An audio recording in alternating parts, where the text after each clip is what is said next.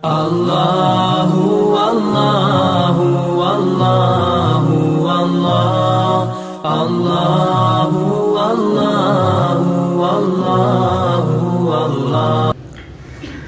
اللهم صل على سيدنا محمد وعلى آل سيدنا محمد كما صليت على إبراهيم وعلى آل إبراهيم إنك حميد مجيد. اللهم بارك على محمد وعلى آل محمد كما باركت على إبراهيم وعلى آل إبراهيم إنك حميد مجيد. السلام عليكم ورحمة الله وبركاته. الحمد لله رب العالمين، والصلاة والسلام على رسوله خاتم النبيين وعلى آله الطيبين وأصحابه الطاهرين والمؤمنين والمسلمين كلهم أجمعين. أما بعد، فقد قال الله تعالى في كلامه القديم والفرقان المجيد: أعوذ بالله من الشيطان الرجيم، بسم الله الرحمن الرحيم، لكي لا تأسوا على ما فاتكم ولا تفرحوا بما آتاكم. قال النبي صلى الله عليه وسلم: إذا ضيعت الأمانة فانتظر الساعة. كيف ضيعت الأمانة يا رسول الله؟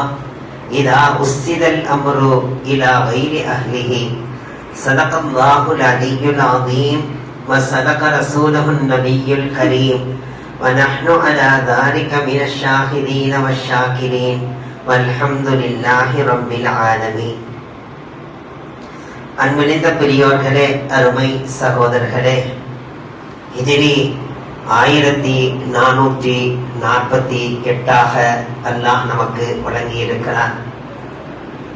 அல்லாஹ் இந்த வருடத்தை முழுக்க முழுக்க பரக்கத்துகள் நிறைந்த வருடமாக, பல வெற்றிகள் கிடைத்த வருடமாக, பல்வேறு சிறப்புகளை நாம் பெற்று மகிழும் வருடமாக, நோய் நொடிகள் நீங்கிய வருடமாக, நமது நாட்டங்கள், தேட்டங்கள், எண்ணங்கள், முராதுகள் அனைத்தும் நிறைவேறிய வருடமாக, சரி சலாமத்தான சிகத்தோடு வாழும் பாக்கியத்தை அல்லாஹ் நம் அனைவருக்கும் தந்தருள்வானாக.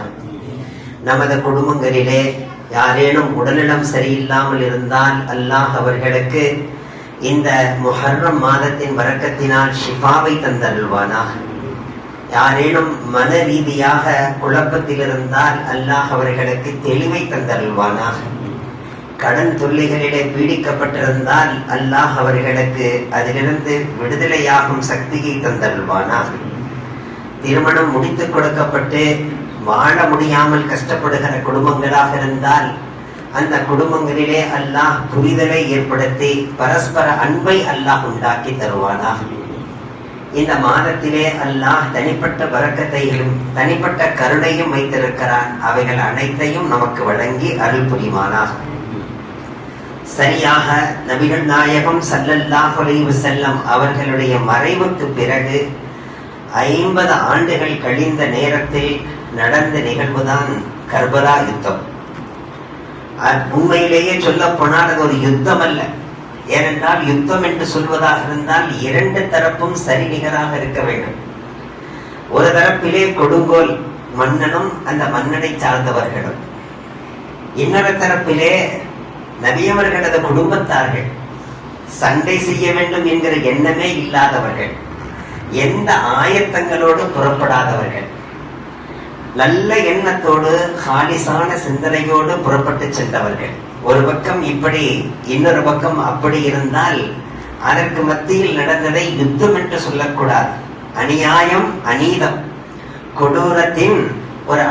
கொடூரத்தினுடைய ஒரு வெளிப்பாடு என்றுதான் சொல்ல வேண்டும். நபிகள் நாயகம் ஸல்லல்லாஹு அலைஹி வஸல்லம் அவர்களுடைய மனைவிமார்களில் ஒருவர் உம்மு ஹபீபா ரலியல்லாஹு தஆலா. அந்த உம்மு ஹபீபாவினுடைய தந்தை தான் அபூ சுஃபியான். அபூ சுஃபியானின் மனைவி ஹிந்தா. நினைத்து பார்க்கிறோம், இந்த உம்மு ஹபீபாவினோடு கூட பிறந்த சகோதரர் தான் ஹஜ்ரத் முஆவியா ரலியல்லாஹு தஆலா. சொல்லிக் கொள்ளுங்கள், ரலியல்லாஹு தஆலா. ஏனென்றால் ஹதரத் முஆவியாவை வெறுக்கின்ற கூட்டம் இருக்கல்லவா, அதிலே நாம் சேர்ந்திடக்கூடாது. அதற்காக வேண்டி ரலியல்லாஹு தஆலா அன்ஹு என்று நல்ல முறையில் கல்விலிருந்து நாம் சொல்லிக் கொள்வோம். ஹதரத் முஆவியா ரலியல்லாஹு தஆலா அன்ஹு. காரணம், அவர்கள் உண்மையிலேயே ஒரு உயர்ந்த சஹாபியாக இருந்திருக்கிறார்கள். நபிகள் நாயகம் ஸல்லல்லாஹு அலைஹி வஸல்லம் அவர்களுக்கு இறங்கும் வஹியை எழுதுகின்ற காத்திபுல் வஹியாக இருந்திருக்கிறார்கள்.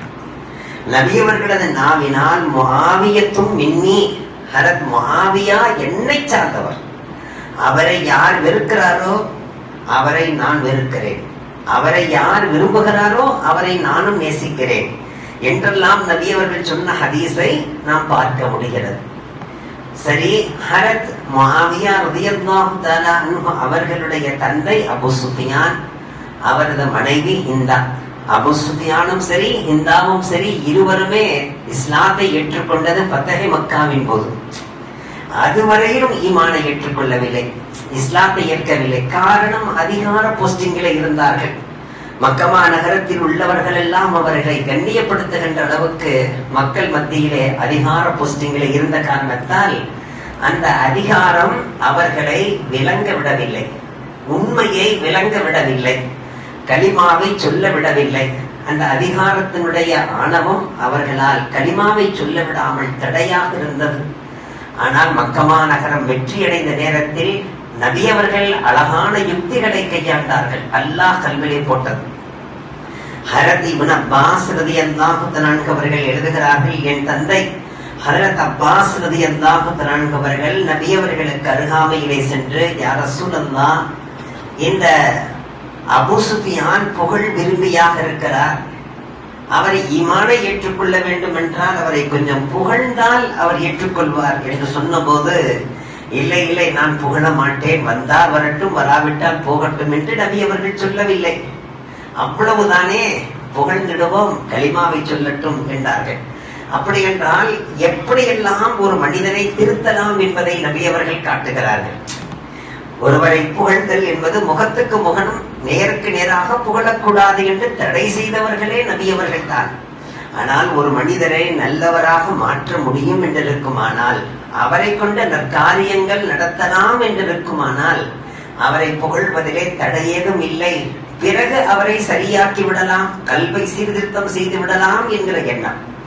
உடனே நபி அவர்கள் எல்லோருக்கும் மத்தியிலே சொன்னார்கள், இங்கே மக்காவினுடைய பொறுப்பாளியாக இருக்கக்கூடிய, உங்கள் அனைவருக்கும் பிரியமாக இருக்கக்கூடிய, அதிகாரத்தில் இருக்கக்கூடிய இந்த அபூ சுஃபியானுக்காக வேண்டி நீங்கள் அனைவரும் யார் யாரெல்லாம் தனது வீட்டுக்குள்ளே இருந்து கொள்கிறீர்களோ அவர்களை எல்லாம் நான் மன்னிக்கிறேன் என்று நபி அவர்கள் சொன்னார்கள்.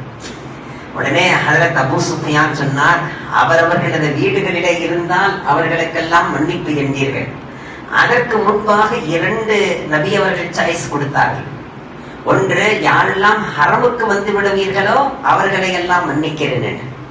உடனே அபூ சுஃபியான் கேட்டார், ஹரமிலே எவ்வளவு இடம் இருக்கிறது, அங்கே வரக்கூடியவர்கள் தவிர மற்றவர்கள் அனைவரையும் கொன்று விடுவீர்களா? அந்த ஹரமுக்குள் வந்தவர்கள் மட்டும்தான் விடுதலையானவர்களா? இல்லை இல்லை. அப்படி என்றால் அபூ சுஃபியான் கேட்டுக்கொண்டதற்கு இணங்க, அவரவர்கள் தங்களது வீட்டுக்குள்ளே இருந்து கொண்டாலே போதும், ரோட்டுக்கு வராமல், அவர்களை எல்லாம் நான் மன்னித்து விடுவேன் என்று நபி அவர்கள் அபூ சுஃபியானை முற்படுத்தி சொன்னார்கள். அவ்வளவுதான். பிறகு கொஞ்ச நேரம் மக்கமா நகரத்திலே, ஃபத்ஹ் மக்காவின் நேரத்திலே எவருமே நடமாட்டமில்லை, யாரும் நடமாட்டமில்லை. மதீனாவிலிருந்து வந்த சஹாபிகள் மட்டும்தான் அங்கே இருந்தார்கள். அப்பொழுது கதவை திறந்து கொண்டு முதலே வந்தவர் அபூ சுஃபியான் தான் வெளியே வந்தார். வந்தவர் ஒவ்வொரு கதவாக தட்டி தட்டி, எல்லோரும் வெளியே வாருங்கள், எல்லோரும் வெளியே வாருங்கள் என்று எல்லோரையும் அழைத்தார். அழைத்து அவர்கள் அனைவரையும் கொண்டு சென்றார் ஒரு மைதானத்துக்கு. அங்கே ஒரு மேட்டு பகுதியிலே ஏறி நின்று கொண்டு சொன்னார், இதோ பாருங்கள், என் மீது நீங்கள் அக்கறை கொண்டவர், என் மீது நீங்கள் எல்லாம் அன்பு கொண்டவர்கள், நான் சொல்வதை கேட்பீர்களா? உடனே சொன்னார், இதோ நான் சொல்கிறேன், இந்த முஹம்மதை சார்ந்தவர்களும் ஸல்லல்லாஹு அலைஹி வஸல்லம், இந்த முஹம்மதை சார்ந்தவர்கள் எல்லோரும் இருளிலே, இருட்டிலே, இரவிலே அவர்கள் இங்கிருந்து ஹிஜ்ரத் செய்தவர்கள். நம்மை பயந்து நாம் தடுத்து விடுவோமோ என்று பயந்து ஹிஜ்ரத் செய்தவர்கள். ஆனால் இப்பொழுது பட்ட பகலிலே 10 மணி வாக்கிலே துஹா நேரத்திலே வந்து நிற்கிறார்கள் என்றால் அவர்கள் வெற்றி பெற்று விட்டார்கள், நாம் தோற்றுவிட்டோம். எவ்வளவு தைரியத்தோடு வந்திருக்கிறார்கள், நாம் தோற்றுவிட்டோம். இதற்கு மேல் அவர்களிடத்தில் போரிடுவதற்கு ஒன்றுமில்லை. எனவே நான் சரணடைகிறேன், நான் கலிமாவை சொல்கிறேன். என்னை ஏற்று நீங்களும் கலிமா சொல்வதாக இருந்தால் சொல்லிவிடுங்கள்.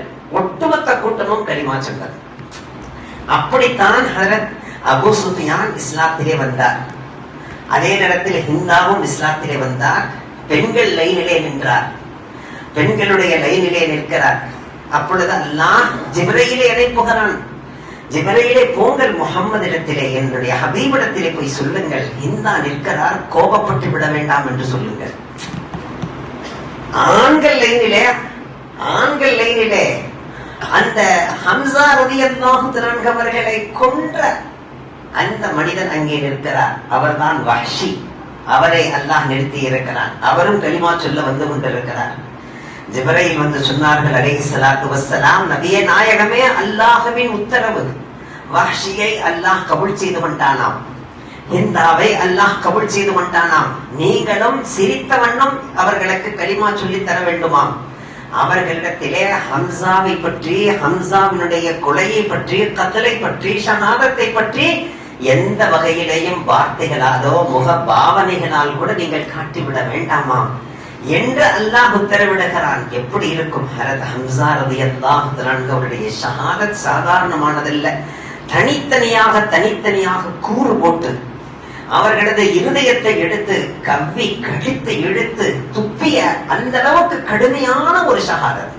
நினைத்து பார்க்கிறோம். ஹிந்தா பக்கத்தில் வந்த போது நபி அவர்கள் கலிமாவை சொல்லிக் கொடுத்தார்கள். அப்பொழுது ஹிந்தா, வேறு வழி இல்லை, என்ன செய்ய என்றார். கலிமாவை சொல்லும் போது கூட வேறு வழி இல்லை, எனவேதான் கலிமா சொல்லுகிறேன். பிறகு சொன்னார்கள், கொலை செய்யக்கூடாது யாரையும் என்று சொன்னார்கள் ஸல்லல்லாஹு அலைஹி வஸல்லம். எனவே இஸ்லாத்தில் வந்தால் ஷராயித்துகள் இருக்கல்லவா, பையத் செய்யும் போது கொலை செய்யக்கூடாது என்றார்கள். கொலை செய்வதற்கு யார் இருக்கிறார்? எல்லாத்தையும் நீங்க கொலை செஞ்சிட்டீங்களே என்று சொன்னார். எல்லாமே இடக்கு முடக்கான பதில் தான். பிறகு சொன்னார்கள், திருடக்கூடாது அப்படின்னு சொன்னாங்க. அதை மட்டும் சொல்லாதீங்க, கொஞ்சம் திருடத்தான் செய்வேன் நான். ஏனென்றால் என் கணவர் எனக்கு சரியாக தருவதில்லை. எனவே என் கணவன் அங்கே சட்டையை தொங்க விட்டா அதுல இருந்து நான் எடுக்கிறது வழக்கம். அதை நான் எடுக்கத்தான் செய்வேன், அதை மட்டும் தடுக்காதீங்க. உடனே நபியர் சொன்னார்கள், சரி, எந்த அளவுக்கு மனிதாபிமம் பேண வேண்டுமோ, எந்த அளவுக்கு மனசாட்சிக்கு உட்பட்டு இருக்கிறதோ அப்படி வேண்டுமானால் செய்து கொள். திருடிக்கொள் சொல்ல செல்லாத, எடுத்துக்கொள்ளினார். இந்த அளவுக்கு தான் ஹிந்தா இஸ்லாத்தில் வந்தார். அந்த ஹிந்தாவுக்கும் அபூ சுஃபியானுக்கும் பிறந்தவர் தான் ஹஜரத் முஆவியா ரலியல்லாஹு அன்ஹு. நினைத்து பார்க்கிறோம். ஹஜரத் அலி ரலியல்லாஹு அன்ஹுடைய ஆட்சி காலத்திலேயே திமஷ்கிலே அவர்கள் கவர்னராக இருக்கும் பாக்கியம் பெற்றார்கள். யார்? ஹஜரத் முஆவியா ரலியல்லாஹு அன்ஹு திமஷ்கிலே கவர்னராக இருந்தார்கள். அப்படி கவர்னராக இருக்கிற நேரத்திலே பெரியவர்களே, அங்கே ஒரு கிறிஸ்தவ பெண்ணை திருமணம் முடித்தார்கள். இங்கேதான் நாம் கவனிக்க வேண்டும். கர்பலா யுத்தத்தை பற்றி முழுமையாக சொல்லி எவரையும் அள வைக்க வேண்டிய அவசியம் இல்லை. அதிலிருந்து நாம் பெற வேண்டிய படிப்பினைகள் ஏராளம். அதிலே எவ்வளவு முடியுமோ அந்த அளவுக்கு சொல்லி விடுகிறேன். அங்கே திமஷ்கிலே இருக்கிற போது ஒரு யூத பெண், ஒரு கிறிஸ்தவ பெண்மணி, மைசூன் என்கிற பெயரையுடைய ஒரு கிறிஸ்தவ பெண்ணை திருமணம் முடித்தார்கள். கலிமாவை சொல்லித்தான் திருமணம் முடித்திருப்பார்கள். ஆனால் அந்த பெண் கிறிஸ்தவ பெண்மணி, குர்ஆன் சொல்லுகின்றதே வேதக்கார பெண்களை திருமணம் முடிக்கலாம் என்று. அந்த வகையில் தான் திருமணம் முடித்தார்களே தவிர ஷரியத்துக்கு மாற்றமாக அல்ல. இருந்தாலும் அந்த கிறிஸ்தவ பெண்ணிடத்திலே அந்த கிறிஸ்தவ தன்மைகள் எல்லாம் இருந்தன. நாட்டியம் இருந்தது, நடனம் இருந்தது. அந்த பெண்ணிடத்திலே கொஞ்சம் வெட்க உணர்வுகள் குறைவாக இருந்தது. அந்த பெண்ணின் நடவடிக்கை சரியில்லாமல் இருந்த போது அந்த பெண்ணை தலாக்கு விட்டார்கள். ஆனால் தலாக்கு விடுகின்ற நேரத்தில் கையிலே குழந்தை இருந்தது. அந்த குழந்தை தான் யசீத். அந்த மைசூனுக்கு பிறந்த பிள்ளை தான் யசீத். அந்த குழந்தையையும் தன்னோடு எடுத்துக்கொண்டு சென்று விட்டார். அந்த பெண்மணி தன்னுடைய சூழலிலே, தன்னுடைய வளர்ப்பிலே, தன்னுடைய கலாச்சாரத்திலே வளர்க்கப்பட்டு வார்த்தெடுக்கப்பட்ட அந்த மனிதர் தான் யசீத். எனவே ஹஜரத் முஆவியா ரலியல்லாஹு தஆலாவுடைய அந்த சஹாபியத்தான நிலையில் உள்ள பெண்ணுக்கு பிறந்தவர் அல்ல என்பதை நினைவில் கொள்ள வேண்டும். என்று கூட நமது பிள்ளைகள் அநேகத்தில் இந்த எண்ணம் இருக்கிறது. குர்ஆன் தான் அனுமதிக்கிறதே. யூத பெண்களை திருமணம் முடித்தால் என்ன, கிறிஸ்தவ பெண்களை திருமணம் முடித்தால் என்ன, ஏன் பார்ப்பன பெண்களை கூட திருமணம் முடித்தால் என்ன, அவர்களுக்கு நாம் கலிமாவை சொல்லி முஸ்லிம் ஆக்கிக் கொள்கிறோம், பிறகு ஏன் தடை என்றெல்லாம் கேட்கிறார்கள். இதே மாதிரி தான் ஹுதைஃபா ரலியல்லாஹு அன்ஹு அவர்கள் மதியன் என்கிற இடத்துக்கு கவர்னராக அனுப்பப்பட்டார்கள். கவனமாக கேட்க வேண்டும். யாருடைய ஆட்சி காலம்? ஹஸரத் உமர் கத்தாப் ரலியல்லாஹு அன்ஹுடைய ஆட்சி காலம். மதியன் என்கிற இடத்துக்கு கவர்னராக அனுப்பப்பட்ட நேரத்தில் அங்கே கவர்னராக இருக்கும் நிலையிலே ஒரு யூத பெண்ணை திருமணம் முடிக்கிறார். இங்கே இவரோ கிறிஸ்தவ பெண்ணை, அங்கே யூத பெண்ணை திருமணம் முடிக்கிறார்கள். அந்த யூத பெண்ணை திருமணம் முடித்த செய்தி ஹஸரத் உமர் ரலியல்லாஹு அன்ஹுக்கு தெரிகிறது. உடனே ஹஸரத் உமர் ரலியல்லாஹு அன்ஹு ஒரு கடிதம் எழுதி அனுப்பினார்கள். அந்த கடிதத்திலே சொன்னார்கள், யூத பெண்ணை திருமணம் முடித்ததாக கேள்விப்படுகிறேன், அதை உடனே தலாக்கு விட்டு உடனே புறப்பட்டு வாருங்கள். உடனே ஹஸரத் ஹுதைஃபா ரலியல்லாஹு அன்ஹு மீண்டும் பதில் கடிதம் எழுதி அனுப்பினார்கள். நான் ஒன்றும் சிலை வணங்கி பெண்ணை திருமணம் முடிக்கவில்லை, ஒரு ஆண் அனுமதித்த பெண்ணை தான் திருமணம் முடித்திருக்கிறேன், வேதக்கார பெண்மணியை திருமணம் முடிப்பது என்ன தடையா என்று கேட்டு எழுதி அனுப்பினார். யாரை பார்த்து? கலீஃபாவுக்கு. உடனே கலீஃபா உமர் ரலியல்லாஹு அன்ஹு அவர்கள் மீண்டும் பதில் கடிதம் எழுதினார்கள். வேதம் கொடுக்கப்பட்ட பெண் என்று நீங்கள் சொல்கிறீர்கள், ஆனால் இந்த காலத்திலே வேதம் கொடுக்கப்பட்ட பெண்களாக அவர்கள் வாழவில்லை. எந்த காலம்? 1400 ஆண்டுகளுக்கு முன்பாகவே அவர்கள் வேதம் கொடுக்கப்பட்ட பெண்களை போன்று வாழவில்லை. என்ன இருந்தாலும் அவர்களுக்குள்ளே அந்த ஷிர்கியத்தான குஃப்ரியத்தான நடவடிக்கைகள், அஹ்லாக்குகள் சரியில்லாத நிலை இருக்கிறது. நமது இஸ்லாமிய பெண்கள், எத்தனையோ பெண்கள் வீடுகளிலே அழுது கொண்டிருக்க, அவர்களை திருமணம் முடிக்காமல் தாமன் அவுரத்தை கை அவுரத்தை கரோமே ரோத்தே படே இப்படி எழுதினாங்க.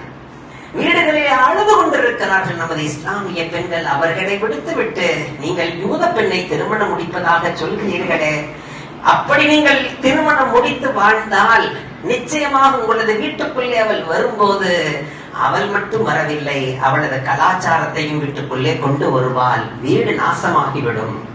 இப்படி கடிதத்தை பார்த்த மாத்திரத்தில் உடனே தலாக்கு விட்டு வந்து விட்டார். மதீனையே விட்டு எனக்கு கவர்னர் பதவியே வேண்டாம் என்று சொல்லி மதீனா மாநகரம் வந்ததாக சரித்திரம் சொல்கிறது.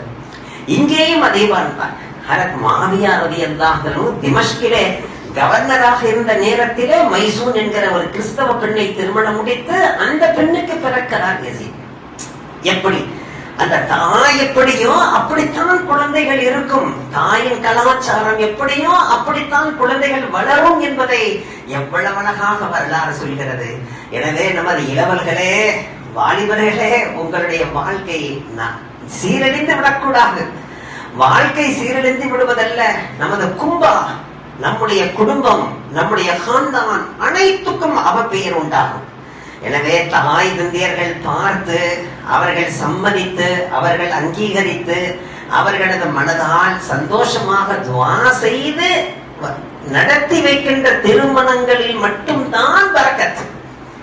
நாம் இஷ்டப்பிரகாரம் முடித்துக் கொள்ளுகின்ற திருமணங்களிலே பரக்கத் இல்லை என்பதை நாம் தெரிந்து கொள்ள வேண்டும்.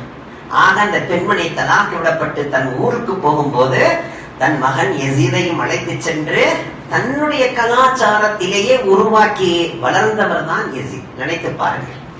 ஆனால் இங்கே ஹசன் ரலியல்லாஹு அன்ஹு அவர்கள் ஆட்சியிலே அமர்கிறார்கள், ஹிலாஃபத்தை பெறுகிறார்கள். 6 மாத ஹிலாஃபத், அதோட ஹிலாஃபத்தை முடித்து விட்டது. அதற்கு பிறகு ஹிலாஃபத்தை இல்லை. நினைத்து பார்க்கிறோம். இந்த 6 மாத அந்த ஹிலாஃபத்திலே வைத்து ஹசன் ரலியல்லாஹு அன்ஹு மிருதுவான குணம் கொண்டவர்கள், மென்மையான குணம் கொண்டவர்கள். ஹரத் முஆவியா ரலியல்லாஹு அன்ஹு திமஷ்கிலிருந்து வருகிறார்கள். வந்தவர்கள் சொன்னார்கள், கவர்னராக இருக்க வந்து சொன்னார்கள், உங்களது இந்த மென்மையான குணத்துக்கெல்லாம் எவரும் அடங்க மாட்டார்கள். எனவே என்னிடத்தில் ஹிலாஃபத்தை கொடுங்கள், நான் ஆட்சி செய்கிறேன். என்னிடத்தில் எவராவது வாலாட்டுவார்களா? என்னிடத்தில் எவராவது ஷரியத்துக்கு மாற்றமாக நடப்பார்களா? நான் பார்த்துக் கொள்கிறேன் என்று சொல்லி வாங்கப்பட்ட காரணத்தால் அங்கே ஒரு முஆஹதா, அங்கே ஒரு முசாலஹா, அங்கே ஒரு எழுத்து பரிமாணம் செய்து பிறகு ஆட்சியை தரப்பட்ட காரணத்தால் ஹிலாபத் ஹரத் ஹசன் ரலியல்லாஹு அன்ஹு அவர்களோடு முடிந்து விட்டது. எப்பொழுது அந்த ஹிலாபத் ஹரத் அமீர் முஆவியாவுக்கு சென்றதோ ரலியல்லாஹு அன்ஹு, ஹிலாபத் என்கிற பெயரிலிருந்து அமீரியத் என்பது, ஹுக்கூமியத் என்பது அங்கே வந்துவிட்டது. சரி, ஹரத் அமீர் முஆவியா ரலியல்லாஹு அன்ஹு வாங்கி சென்றார்களே அந்த ஹுக்குமத்தை, ஆட்சியை. எத்தனை ஆண்டுகள்? 20 ஆண்டுகள். 1-2 ஆண்டுகள் அல்ல, 20 ஆண்டுகள் ஆட்சி. அந்த 20 ஆண்டுகளிலே ஒரு இரத்த கரை கிடையாது. அந்த 20 ஆண்டுகளிலே ஒரு சண்டையோ சச்சரவோ எதுவும் கிடையாது. அந்த 20 ஆண்டுகளிலே தான் இஸ்லாம் மூளை முடுக்கெல்லாம் போய் சேர்ந்தது. யாருடைய ஆட்சி காலத்திலே? ஹஜரத் முஆவியா ரலியல்லாஹு அன்ஹு ஆட்சி காலத்திலே மூளை முடுக்கெல்லாம் இஸ்லாம் போய் சேர்ந்தது. அந்த 20 ஆண்டுகளும் பீஸ்ஃபுல்லாக இருந்தது. ஹஜரத் அலியினுடைய ஆட்சியிலே கூட குழப்பமாக இருந்தது. பையத் செய்ய மாட்டேன் என்று ஒரு குரு. ஹஜரத் உஸ்மான் ரலியல்லாஹு அன்ஹு ஆட்சி காலத்திலும் கூட பெரும் பிரச்சனையாக இருந்து ஷஹாதத் ஏற்படுகிற அளவுக்கு நடந்தது. ஹஜரத் உமர் ரலியல்லாஹு அன்ஹு அவர்களே ஷஹீதாக்கப்பட்டார்கள். ஹஜரத் அபூபக்கர் சித்திக் ரலியல்லாஹு அன்ஹு ஆட்சி காலத்திலே நாங்கள் ஜகாத்தை தர மாட்டோம் என்று ஒரு கூட்டம், முர்த்ததாக நடந்த ஒரு கூட்டம், இப்படியெல்லாம் கழிந்திருக்கிறது. ஆனால் ஹஜரத் அமீர் முஆவியா ரலியல்லாஹு அன்ஹு ஆட்சி காலத்திலே 20 ஆண்டுகள் பெரியவர்களை எவருக்குமே துணிவில்லை ஷரியத்துக்கு மாற்றமாக நடப்பதற்கு. முழுக்க 20 ஆண்டுகளும் ஷரியத்தின் பிரகாரம் ஆட்சி நடந்ததென்றால் அந்த ஆட்சி ஹஜரத் அமீர் முஆவியா ரலியல்லாஹு அன்ஹு ஆட்சிதான். ஆனால் அந்த ஆட்சியை வாங்கிக் கொள்ளுகிற நேரத்தில், கிதாபுகளிலே பறித்துக் கொண்ட நேரத்தில் என்று எழுதியிருக்கிறார்கள். அதை நான் மாற்றி சொல்லுகிறேன். ஹஜரத் ஹசன் ரலியல்லாஹு அன்ஹு அவர்களிடத்திலே ஆட்சியை வாங்கிக் கொண்ட நேரத்தில் ஒரு சில உடன்படிக்கைகள் எழுதப்பட்டது. அந்த உடன்படிக்கைகளை சொல்வதற்கு முன்பாக ஒரு செய்தியை சொல்கிறேன். ஹஜரத் நபிகள் நாயகம் ஸல்லல்லாஹு அலைஹி வஸல்லம் சொன்னார்கள், எனது பேர பிள்ளைகள் 2 பேர், ஒன்று ஹசன், இன்னொருவர் ஹுசைன், 2 பேருமே ஷஹீதாக்கப்படுவார்கள். யார் சொன்னது? ஹஜரத் நபிகள் நாயகம் ஸல்லல்லாஹு அலைஹி வஸல்லம் சொன்ன வார்த்தை. அதிலே ஹசன் இருக்கிறாரே மூத்தவர், அவரின் மூலமாக ஒரு ஏற்பட வேண்டிய ஒரு மிகப்பெரிய பிரச்சனையை அவர் தீர்த்து வைப்பார். மிகப்பெரிய குழப்பம் ஏற்பட இருக்கும். பெரும் பெரும் படைகளுக்கு மத்தியில் மோத வேண்டி இருக்கும். அதை எந்த வகையான மோதலும் இல்லாமல் அவர் அதை தடுத்து வைப்பார். அவரை கொண்டு ஒரு மிகப்பெரிய ஒரு சுமூகம் ஏற்படும் என்று சின்ன குழந்தையாக தவழ்ந்து கொண்டிருக்கிற போது நபி அவர்கள் சொன்ன வார்த்தை. அப்படி என்றால் ஹஜரத் நபிகள் நாயகம் ஸல்லல்லாஹு அலைஹி வஸல்லம் சொன்னதின் பேரில் தான் நடந்தது. தன்னுடைய ஆட்சியை, ஹிலாஃபத்தை யார் கையில் தந்தது? ஹஜரத் முஆவியா ரலியல்லாஹு அன்ஹு அவர்களிடத்திலே தந்தது. அப்படி மட்டும் தந்திருக்காவிட்டால் மிகப்பெரிய ஒரு பிரச்சனையை சந்திக்க நேரிடும். நபி அவர்கள் சொன்னார்கள், ஹசன் ரலியல்லாஹு அன்ஹு மூலமாக ஒரு அழகான ஒப்பந்தம் நிகழும், அதன் மூலமாக சுமூகம் ஏற்படும் என்றார்கள். அந்த சுமூகத்துக்கு வழிவகுத்தார்கள் ஹசன் ரலியல்லாஹு அன்ஹு. அப்படி என்றால் ஆட்சியை ஹஜரத் முஆவியாவிடத்தில் தந்தது சரிதான் என்றுதானே தெரிகிறது. இல்லை என்றால் நபி அவர்கள் இப்படி சொல்லி இருக்க மாட்டார்களே, சுமூகம் ஏற்படும் என்று சொல்லி இருக்க மாட்டார்களே. சரி, அந்த நேரத்தில் எழுதப்பட்ட ஒப்பந்தம் என்ன? இங்கேதான் நாம் கவனமாக இருக்க வேண்டும். அந்த ஒப்பந்தத்தை எழுதும் போது நீங்கள் ஆட்சி செய்யலாம், ஆனால் மீண்டும் திரும்பி தருகிற நேரத்தில் என்னிடத்தில் தான் தர வேண்டும். நீங்களாக யாரிடத்திலும் ஒப்படைக்க கூடாது. இது ஒரு வாக்குறுதி. ஒன்று. இரண்டாவது, நீங்கள் எந்த வகையிலையும் ஷரியத்துக்கு மாற்றமான எந்த செயல்களுக்கும் ஒத்து போய்விடக் கூடாது. ஆனால் சஹாபி காத்திபுல் வஹியாக இருக்கிறார்கள், நிச்சயமாக அதற்கு வாய்ப்பு இல்லை. எந்த வகையான கெடுதல்களுக்கும் மக்கள் மத்தியிலே மோதல்கள் ஏற்படுவதற்கு வாய்ப்பாக ஆகிவிடக் கூடாது. இதற்காகத்தான் நான் இதை உங்களிடத்தில் தருகிறேன். இப்படியெல்லாம் எழுதப்பட்டிருந்தது. ஆனால் அந்த கடிதம் என்பது என்ன சாதாரண கடிதமா? ஒரு ஆட்சியை தருகின்ற நேரத்தில் எழுதப்படுகிற கடிதம் எவ்வளவு முக்கியமான கடிதம். அந்த கடிதத்தை பாதுகாக்க வேண்டும். அந்த கடிதம் யாருடைய கண்களுக்கும் போகாமல் பாதுகாக்க வேண்டும், கட்டாய கடமை. ஒவ்வொரு மனிதனும் தன்னுடைய வீடு, தன்னுடைய சொத்து, அல்லாஹ் தந்திருக்கக்கூடிய நியாமத்துகள், அதை பாதுகாக்க வேண்டும். அதனுடைய தஸ்தாவேஜுகள், அதனுடைய எந்த வகையான ரெக்கார்டுகள் இவைகள் எல்லாம் பாதுகாப்பாக இருக்கிறதா என்று அவ்வப்பொழுது செக் பண்ணிக் கொள்ள வேண்டும். தனக்கு பிறந்த பிள்ளையாகவே இருந்தாலும், தன்னுடைய பிள்ளையாகவே இருந்தாலும் அவர்களிடத்தில் அடிக்கடி கொடுப்பதும் காட்டுவதும், அவர்கள் எடுப்பதற்கு தோதுவான இடத்தில் வைப்பதும், அது எங்கே இருக்கிறது என்று பிள்ளைகளுக்கெல்லாம் தெரிந்தால் என்ன, நம் பிள்ளைகள் தானே, நம்ம பிள்ளைகள் தானே.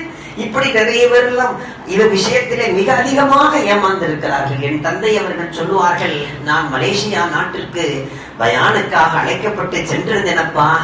என்னை பயானுக்கு அழைத்த ஹாஜி நாளைய தினம் ஈதுடைய தினம். முதல் நாள் அவர் மிகவும் கவலையிலே இருந்தார். நான் அவரிடத்தில் கேட்டேன், ஏன் மிக கவலையாக இருக்கிறீர்கள்? வேற என்ன சிறப்பு கவலை இல்லாம என்ன செய்ய, கவலைதான் மாட்டி எடுக்குது.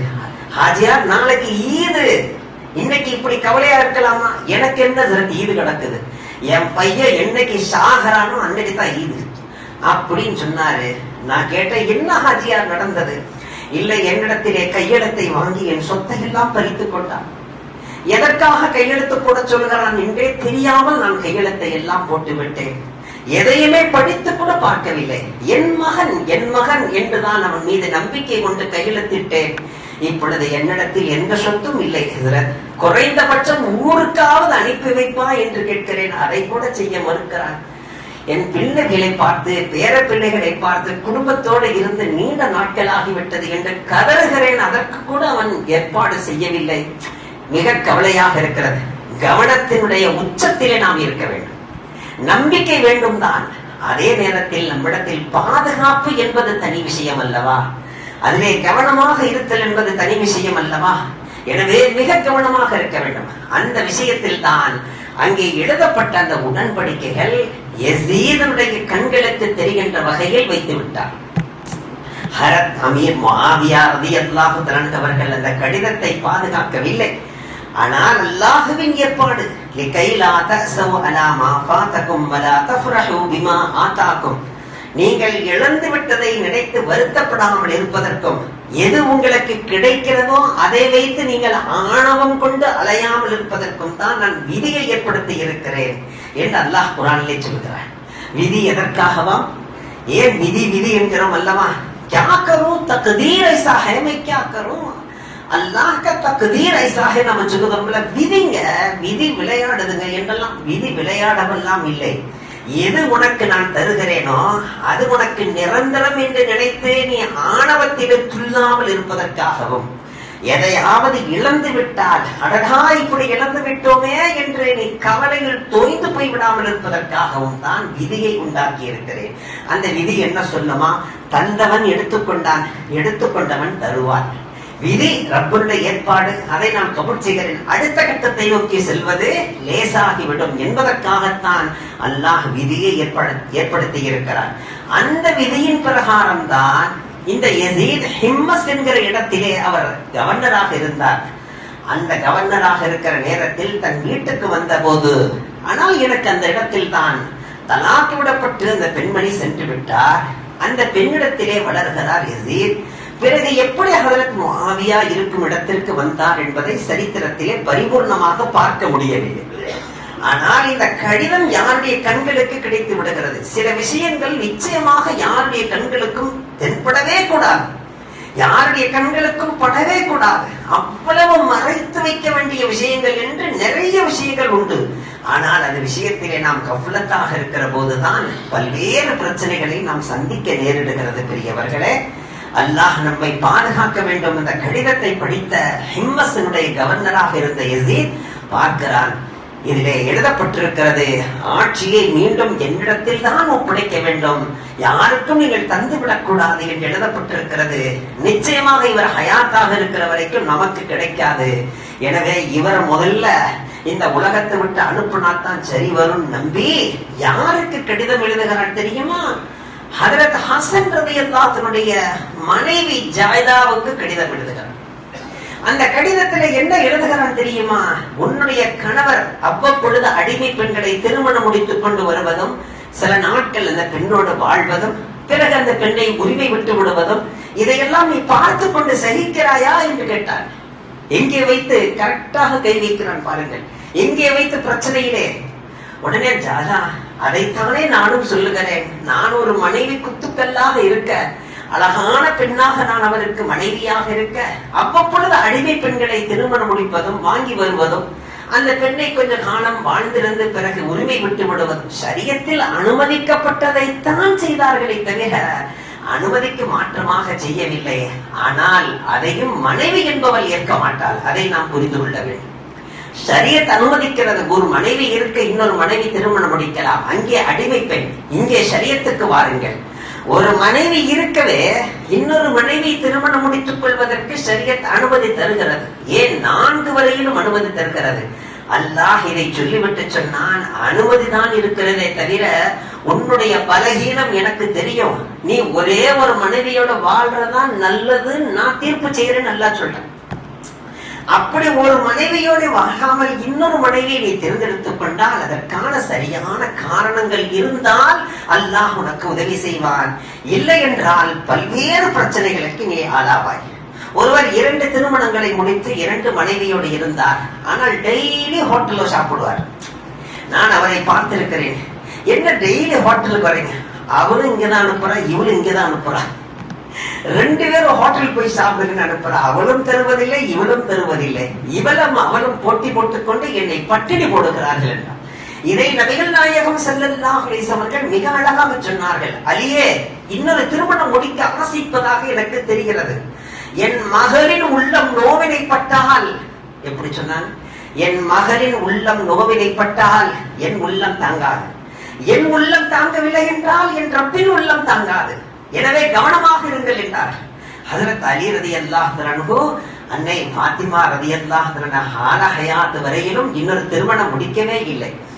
இங்கே நாம் நினைத்து பார்க்கிறோம், ஜாதாவுக்கு இந்த கடிதம் எழுதுகிறார், நீ ஹசன் ரலியல்லாஹு அன்ஹுவை கொன்றுவிடு, உன்னை நான் திருமணம் முடித்துக் கொள்கிறேன். விஷம் வைத்து கொண்டு விட்டால் பெரியவர்களே, விஷம் வைத்து ஹஜ்ரத் ஹசன் ரலியல்லாஹு அன்ஹுவை கொண்டு விட்டார். சொல்வார்கள் அல்லவா, கொலையும் செய்வாள் பத்தினி என்பார்கள். அதுதான் அங்கே நடந்தது. உடனே நீ சொன்னதை நான் செய்து விட்டேன், ஆனால் யார் தன்னை கொலை செய்தது என்ற ஹசன் ரலியல்லாஹு அன்ஹுவுக்கு தெரிந்தும் கூட தன்னுடைய சகோதரர் ஹுசைன் ரலியல்லாஹு அன்ஹுவுக்கு சொல்லவே இல்லை. எனக்கு நெருக்கத்தில் இருக்கக்கூடிய ஒருவர் என்னை கொலை செய்து விட்டார் என்று சொன்னார்கள் ஹசன் ரலியல்லாஹு அன்ஹு. குழப்பங்கள் வந்துடக்கூடாது என்பதிலே அவ்வளவு கவனமாக இருந்தவர்கள் ஹசன் ரலியல்லாஹு அன்ஹு. எப்பொழுது ஆட்சியை ஹஜ்ரத் முஆவியா ரலியல்லாஹு அன்ஹு கொடுத்தார்களோ, வருடத்துக்கு ஒரு நாள் முழு வருடத்திற்கும் செலவு செய்யும் வகையிலே 1,00,000 தீனார் ஹஜ்ரத் முஆவியா ரலியல்லாஹு அன்ஹு அனுப்பி வைப்பார்கள். அந்த 1,00,000 தீனார்கள் கையில் இருந்த நேரத்தில் தான் இந்த அடிமை பெண்களை விலைக்கு வாங்குவதும் தன்னோட சில நாட்கள் வைத்திருப்பதும் மீண்டும் உரிமை விடுவதும் இந்த நிகழ்வு நடந்தது. கையில் 1,00,000 கையில் இருந்த நேரத்தில் தான் எந்த நேரமும் ஏழைகளுக்கு தாவத் தருவதும், விருந்தாளிகளுக்கு வந்து போவதும், வழிபோக்கர்களுக்கு உணவு தருவதும், இப்படி அழகான நிகழ்வு நடந்தது ஹஜ்ரத் ஹசன் ரலியல்லாஹு அன்ஹுடைய வாழ்க்கையிலே. நினைத்து பார்க்கிறோம், ஜாதாவின் மூலம் மரணம் எழுதுகிறார்கள், ஷஹீத் ஆகிறார்கள். அந்த ஜாதா கடிதம் எழுதி அனுப்புகிறாள், நீ சொன்ன காரியத்தை நான் முடித்து விட்டேன், என்னை நீ திருமணம் முடித்துக் கொள்வதாக சொல்கிறாய், திருமணம் முடித்துக்கொள். உடனே அவன் எழுதி அனுப்பினான், உத்தம மனிதனை கொன்று விட்டாயே, என்னை விட்டு வைப்பாயா என்று. எவ்வளவு உத்தம மனிதர்! நபியவர்களின் பேர பிள்ளையை விட்டு வைக்காத கொடுங்கோல் சிறுக்கி என்னை விட்டு வைப்பாயா, என்னை நிச்சயமாக நீ கொன்று விடுவாய், நான் எவ்வளவு மோசக்காரன் தெரியுமா, என் பக்கத்தில் வந்து பார்த்தால் தெரியும் உனக்கு நான் யார் என்று. எனவே நான் உன்னை திருமணம் முடிக்க மாட்டேன். இதற்குத்தான் தமிழிலே சொல்லுவார்கள், அரசனை நம்பி புருஷனை விட்ட கதை என்பார்கள். இப்படி எல்லாம் நாம் நினைத்து பார்க்கிறோம். ஹசன் ரலியல்லாஹு அன்ஹு அவர்களுடைய அந்த காவியம் இருக்கிறதே, மீதம் இருக்கிற பிரச்சனை, இவைகளை எல்லாம் வரக்கூடிய வாரம் உங்களுக்கு நினைவுபடுத்துகிறேன். இதிலிருந்து நாம் படிப்பினை பெற வேண்டிய அநேக செய்திகள் உண்டல்லவா, அதை மட்டும் நாம் படிப்பினை பெற வேண்டும். யாரிடத்திலேயும் ஆட்சியை கேட்டு பெறக்கூடாது. அந்த ஆட்சியை கேட்டு பெற்றாலே முசீபத் என்பதை அல்லாஹ் காட்டிவிட்டார். ஆட்சியை தந்த நேரத்தில் கூட எங்களுக்கு அந்த பதவியே வேண்டாம் என்று உதறியவர்கள் ஹஜ்ரத் அபூ யூசுப் ரஹ்மத்துல்லாஹி அலைஹி, ஹஜ்ரத் அபூ ஹனீஃபா ரஹ்மத்துல்லாஹி அவர்கள் வேண்டாம் என்று சொன்னார். ஹஜ்ரத் உமர் ரலியல்லாஹு அன்ஹு அவர்கள் தன் பையனிடத்திலே சொன்னார்கள், நாங்க மஷூரா செய்த இடத்துக்கு நீ வரவே கூடாது, எனக்கு பிறகு ஆட்சியிலே பங்கெடுக்கலாம் என்கிற எண்ணமே உனக்கு வரக்கூடாது என்று தடை செய்தார்கள். எனவேதான் ஹசரத் உமருடைய பெயர் இன்று வரையிலும் ரலியல்லாஹு தஆலா அன்ஹு அவர்களை நாம் போற்றி புகழுகிறோம். இந்த படிப்பினைகளை எல்லாம் பெற்று நாம் வாழ வேண்டும் என்பதற்காகத்தான் இந்த செய்திகளை சொல்லி வந்திருக்கிறேன். அதிலே பாதி வரையிலும் சொல்லியிருக்கிறேன். மறுபாதியை இன்ஷா அல்லாஹ் நினைவுபடுத்துவேன். வல்ல ரஹ்மான் சொன்னதை கொண்டும் கேட்டதை கொண்டும் அமல் செய்யும் பாக்கியத்தை எனக்கும் உங்களுக்கும் வாரி வாரி வழங்கிடுவானாக. அஸ்ஸலாமு அலைக்கும் வரஹ்மத்துல்லாஹி வபரகாத்துஹு.